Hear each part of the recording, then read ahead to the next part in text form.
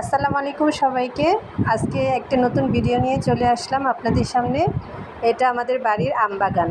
এই বাগানের শর্টস আপনাদেরকে আগেই দিয়েছি। অনেকেই সেখানে এই কাঁচা আমের ভর্তার ভিডিওটি চেয়েছেন। তো আজকে আপনাদেরকে দেখিয়ে দিব কিভাবে আমরা গ্রামে কাঁচা আমের ভর্তা খাই।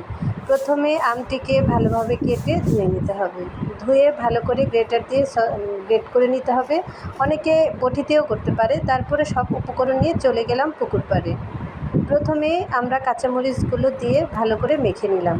ঝালটা আপনাদের স্বাদ মতোই দিবেন। তারপরে দিয়ে দিলাম লেবু পাতা, বিলিতি ধনেপাতা, ভালো করে মাখিয়ে নিতে হবে।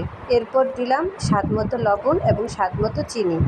তো ধনেপাতা আর লেবু পাতাটা এটা অপশনাল, স্বাদ গন্ধের জন্য অনেকেই দেয়।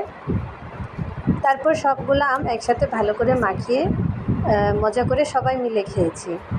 তো আপনাদের ভিডিওটি কেমন লেগেছে এটা সবাই আমাকে জানাবেন। আর এরকম মজার মজার খাবারের ভিডিও পেতে হলে আমাকে কমেন্ট করবেন আমার ভিডিওতে। আর চ্যানেলটিকে সবাই লাইক এবং সাবস্ক্রাইব করে দিবেন। ধন্যবাদ সবাইকে।